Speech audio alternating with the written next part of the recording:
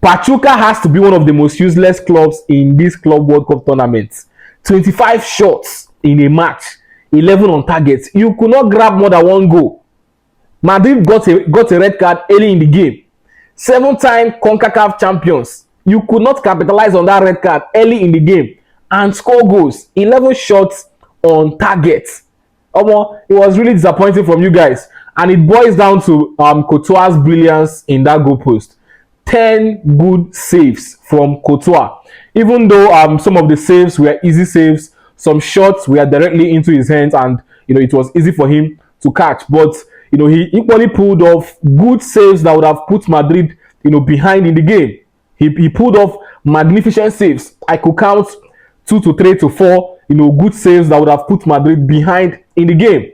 So he did well in that goal post. And then for me in this game, Bellingham and Adagula were, for me, the best players on the pitch. Adagula for me is ahead because he was involved in the 2 goals. Bellingham had a good game. That first strike for me was just superb. I was really expecting that from Bellingham, and he delivered. And then Adagula was involved in the first goal, and then he got the second goal. He had a good game. And the more Xabi Alonso plays this guy, the better for Madrid. He has age on his side. He has pace on his side. He is very much intelligent, very brilliant, good ball control. He's just that player that Madrid needs in that middle. And the more he gets playing time, the better he gets and then integrates into the team. So he had a good game. And Gonzalo Garcia, I love his link-up play.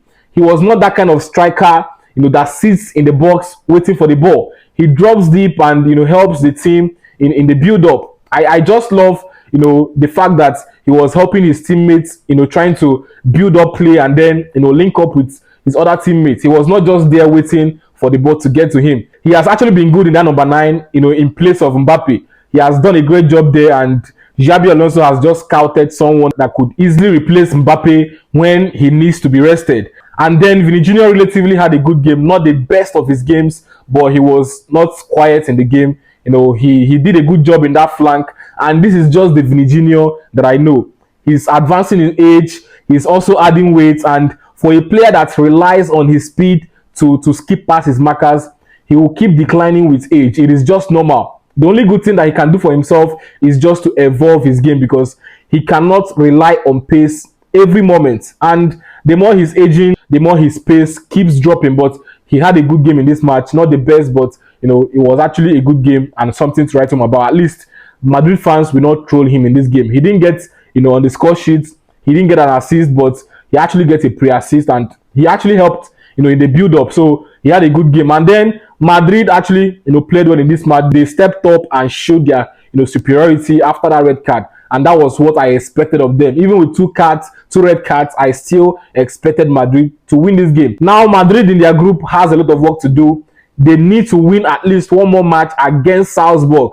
They need to win Salzburg to be sure of a spot in the round of 16. Salzburg will be squaring up against Al Hilal. Whether they win or they draw or they lose to Al Hilal doesn't matter.